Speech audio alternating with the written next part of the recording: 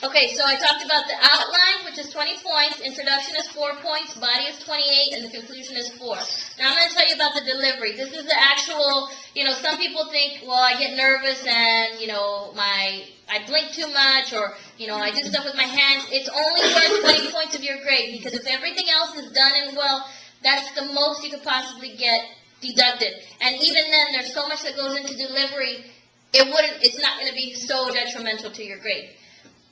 I would also recommend that in the writing center, I will be placing this video camera there, so that way you can do your speech, and she could also critique you on that, and you can practice looking at how you did, your nervous gestures, anything that you have, so you can try to minimize those, so it'll be really polished for the day that you give your speech. And I really recommend that you do that, because you'll be able to work out a lot of the kinks, the nonverbal stuff you didn't know that you did. By watching it on camera, you'll be able to see that. Okay. So delivery, we're looking at, did you deliver it extemporaneously? Now, the book talks about the difference between extemporaneous, manuscript, memorized, all of those kinds of things. So extemporaneous, if you'll remember, it's using what? Do you have to go in there knowing everything? What do you get to use? Yes, you use note cards. So that's extemporaneous delivery. You have your notes with you. Not word for word that you're reading off, because that's a manuscript, right? And it's not memorized where you go in there with nothing. You get to use note cards for things to kind of trigger your memory, so that way you can talk about it. Okay, so you're going to get to use note cards. You need to make sure that you have appropriate information, enough information on your note cards so that you don't get lost, but don't have so much that you're going to be reading. Okay, because that's going to be taken off. It says you can use up to 4 note cards, and you turn those into me after you're done. Use them sparingly and include the key elements of your speech. Like I said, I wouldn't want you to write it down word for word, because it's going to make you want to read. And if you don't read and you get stuck, you're going to have to go through and say, oh, okay, here I am. So if it's just note cards and keywords, you can look at the keyword and say, okay, now I'm talking about this particular thing, and I can talk about it. So it would be very different, me giving this explanation, reading it word for word, or explaining it to you. I'm kind of using it extemporaneous right now, because it's in here, but I'm elaborating more. That's what extemporaneous speeches allow you to do. It said, also, do not write on the back of the note cards and number them.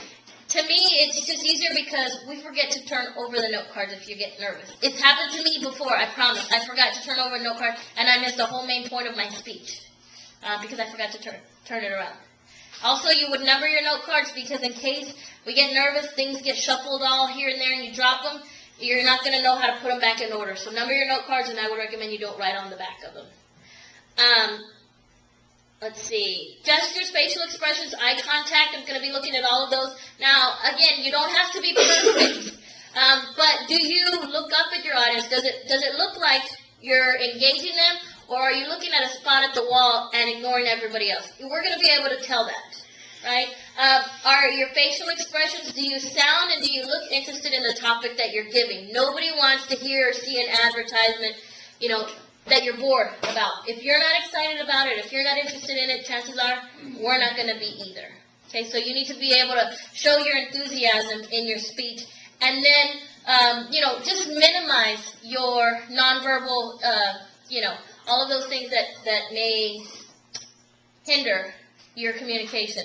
So try to, if you're using your hands a lot, try to put them on the podium. Or maybe instead of shifting your weight, you've got to notice those things about yourself, and the more you practice, the more you're going to find out what your little quirks are. But try to keep it to a minimum. Okay, try to keep it to a minimum. Verbally, your words should be pronounced clearly, so the speaker should refrain from using jargon that is unfamiliar to the audience. So, a lot of you had certain words on your group project that you couldn't pronounce. Okay, hard words or words that are just uncommon for everyday use. So you need to make sure that you talk like you would normally talk to us. Okay? Make sure, and if it's a specific word that you need to use, make sure you practice pronouncing that word. Make sure you speak slow enough so that we can understand you, that you don't mush your words together. but you don't talk so slow that you make us think that we're dumb or something, right? So be a normal tone of voice. And again, practicing with that is really going to help you a lot. It says the speaker's voice should be loud enough for everybody to hear, include vocal variety. Finally, the speech should be delivered it's 3 to 5 minutes, not 4 to 6 minutes. So when we talk about vocal variety, the highness or lowness of your pitch so that you're not monotone the whole time, because nobody wants to talk like this the whole time. I'm put you to sleep like this. So you got to have that, and part of that enthusiasm is going to come out in your tone of voice. Okay, so just be interested in what it is you're talking about. Don't pick a topic that you think I'm going to like. Pick a topic that you like, okay, and that's going to work for you. Credibility, this is worth 4 points of your speech. This is whether or not, why should we believe you? This is where your sources come into play. This is where your character comes into play. You need to dress appropriately, be organized, and have all of your required materials on the day of the speech. Now, dressing appropriately is not wearing a suit and a tie. It's dressing appropriately for whatever it is you're trying to promote. If you are promoting a line of kimonos, hey, you'd be a great person to possibly model one or wear one. If you're talking about Nike shoes, wear Nikes. It's something to show that you're credible in what it is that you're talking about. And you would also want to say, are you a user of this product? Or are you interested in this product? A lot of technology nowadays, we all have certain cell phones, things like that. That may work for you in your particular culture, something that you're familiar with. Throughout the speech, you must attempt to relate to the audience and why you think this topic is relevant. So you need to tell us, why should we care about your topic? Why should we want to use your product or service? What's in it for us? You need to let us know that. And then you need to show eye contact to show that you're enthusiastic about it, that you like the topic that you're talking about. Your last one is your visual aid. This is 20 points of your grade. You need a PowerPoint to accompany your presentation. Again, you got practice with it doing your group project, but now it needs to be a little bit more polished. Okay? You need to make sure that all the grammar and the wording is correct. I'm not saying every sentence has to be a complete sentence. If you're going to use a keyword on the first line, keyword on the second line, keyword on the third line. So they need to be consistent all the way throughout.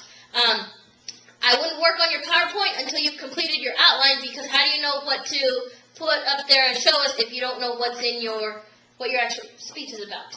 This PowerPoint should accompany your speech, not replace your speech. So what I mean by that is don't put your outline up here.